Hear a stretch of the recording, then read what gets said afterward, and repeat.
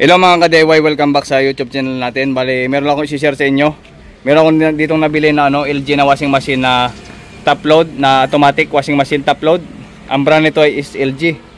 Yan, bali turbo drum mga ka-DIY na 6.5 kg. Ang problema kasi nito mga ka-DIY, kasi sabi ng may-ari is binili na ng panibagong board, pero ang problema naman tumatagas naman yung tubig kahit bago na yung board. So nagduda na sila na defective yung board na binili nila. So meron na kasing unang nag-check nito bago natin nabili. So yun lang ang issue nito. So hindi nagde-drain nung una, hindi siya nagde-drain. Gumagana pero hindi nagde-drain.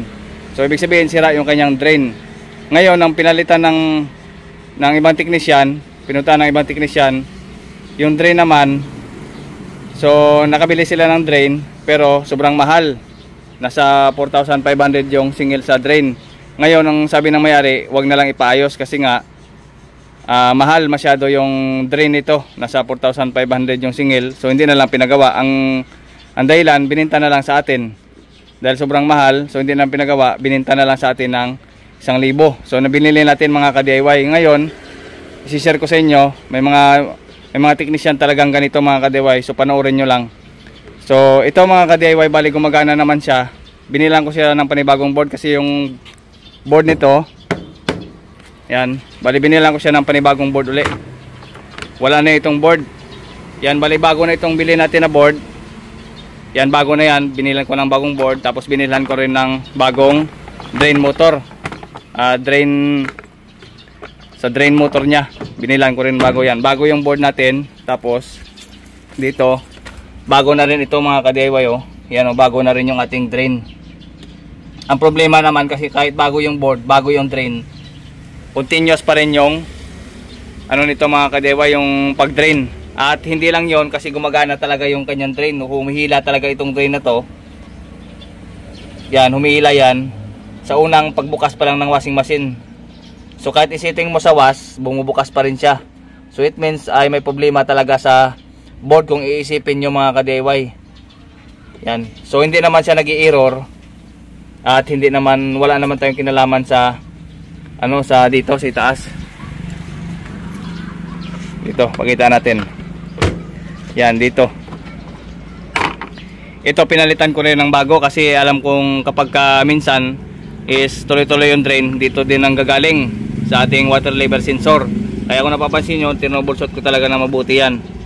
Yan, may mga putol tayo ng mga wirings dito kasi iniisa-isa natin para matroubleshoot kagad natin kung saan ba talaga, kung bakit naglalabas siya ng tubig na bago na yung board, bago na yung ating drain, bago na lahat. Water level, wala namang problema, walang putol yan, oh. Waskag yan, oh. Yan, naisa-isa ko yung connection kung bakit nagde-drain pa rin. Ngayon saksak natin dito. Saksak natin dito. Yan, power on. Yan, may power tayo. Yan, tingnan nyo yung drain, humihila yung drain. Yan, so power on muna natin dito. Power on. Yan, umagana yung board kasi bago yan. Wash natin, i-on natin. Yan.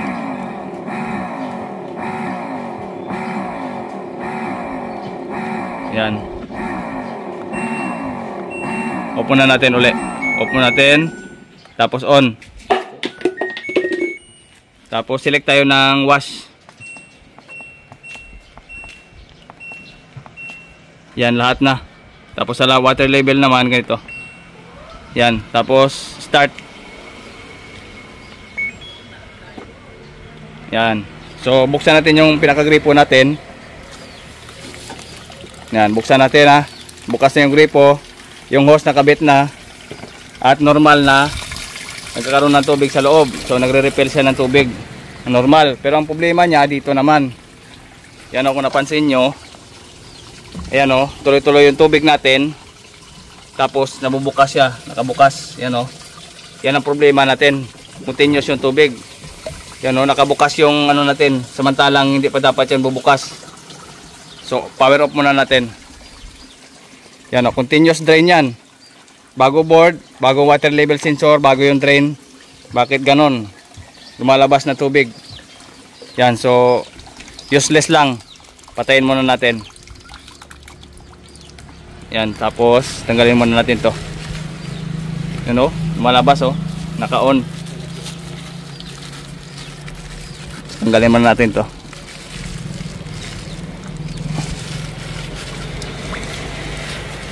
Yan.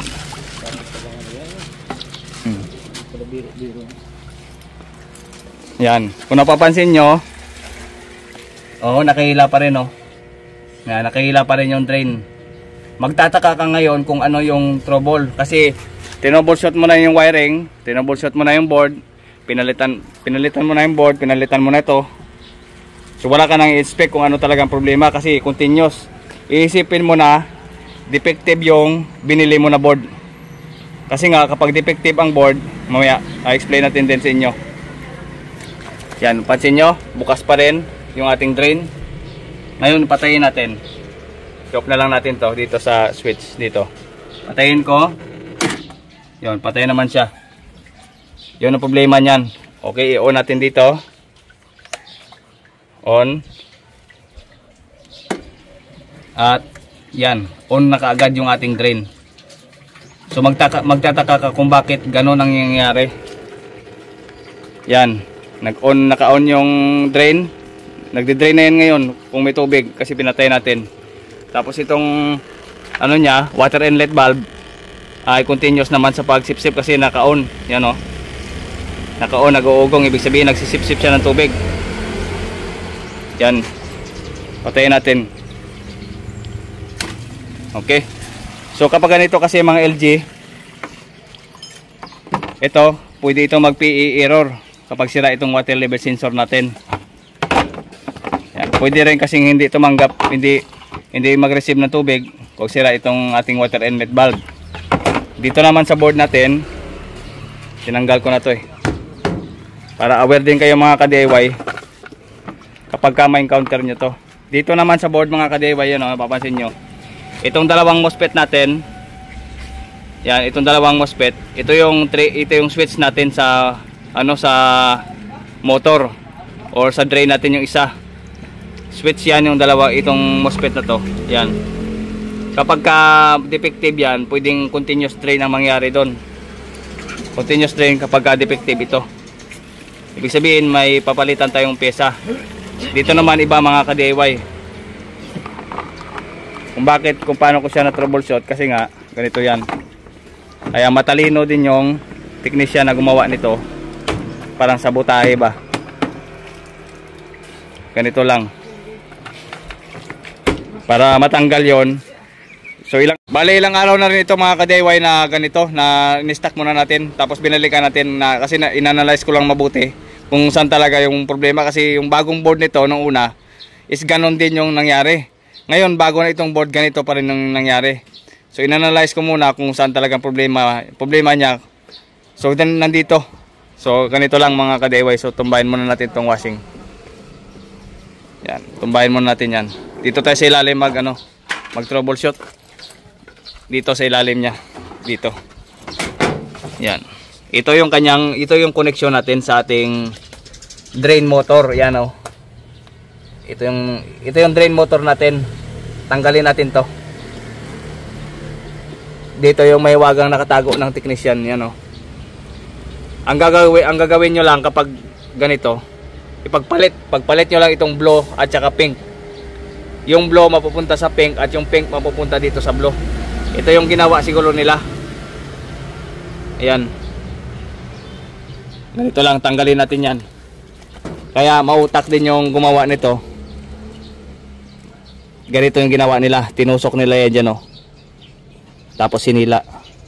Para matanggal yung clip ganito. Yan. Okay. Tusukin lang yung bandang gitna. Tapos yan. Ito ilalagay natin, yung pink na tinanggal natin ilalagay natin sa pwesto ng blue dito. Yan o. Kasi inanalyze ko talaga na mabuti bakit ganun. Bagong board. Bago din yung una. Bakit ganun ang nangyayari.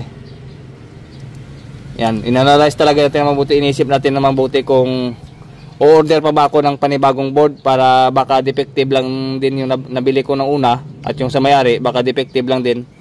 Pero hindi, kasi meron talagang tatama doon sa dalawang board na sa may-ari at yung board natin, meron talagang tatama doon na magno-normal siya. Pero naisip ko kasi magbili naman ng panibagong board, mas mahal kasing board nito.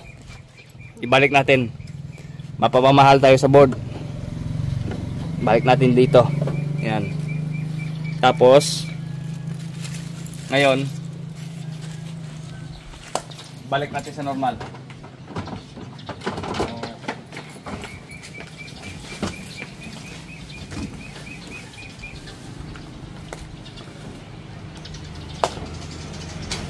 Okay. Abit natin to dito. Tubig.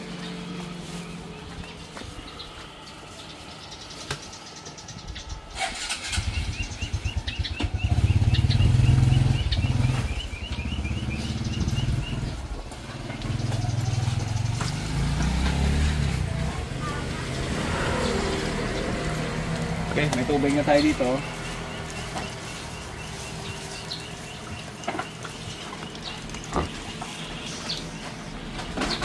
Okay.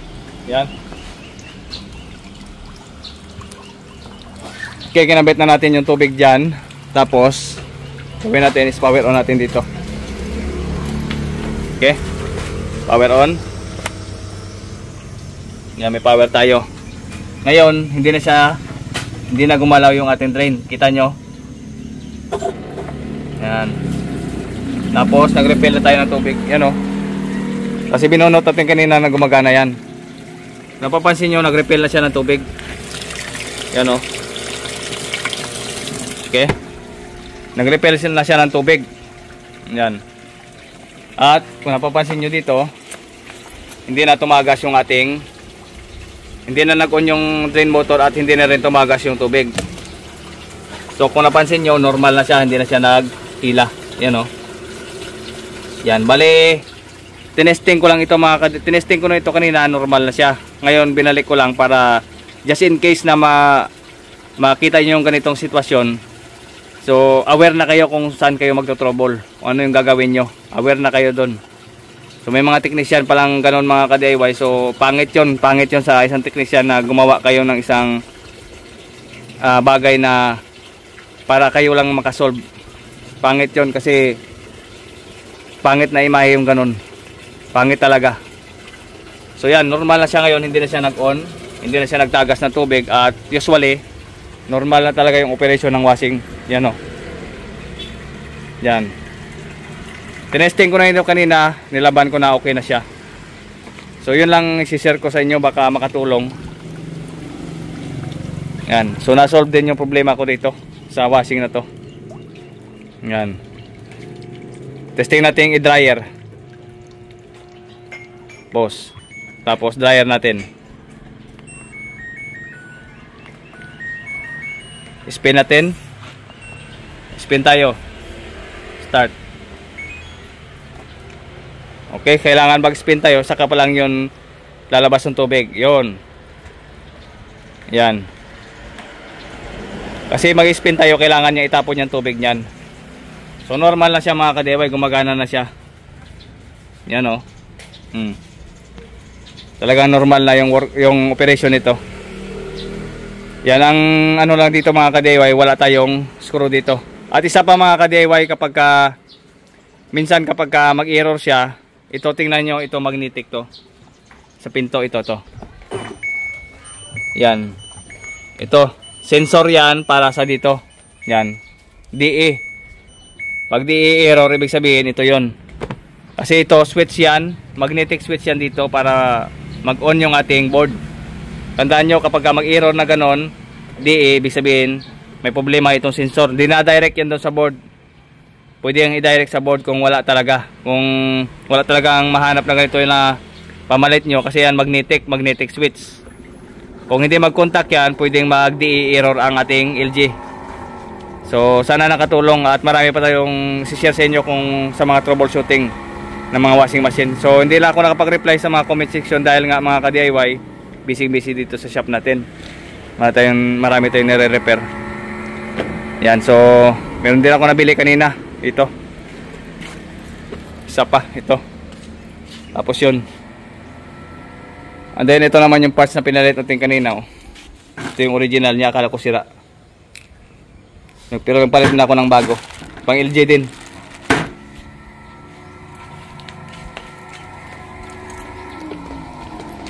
Yun. Ano, normal na siya oh. So hanggang dito lang mga ka-DIY yung ating video at maraming salamat sa inyong panonood. Sana nakatulong at mag-iwas kayo sa mga teknisyan na ganun. So aware na kayo. So hanggang dito lamang, sana nakatulong ang video ito at maraming salamat sa inyong panonood. This is JM Tutorial. God bless sa inyo lahat. Bye bye.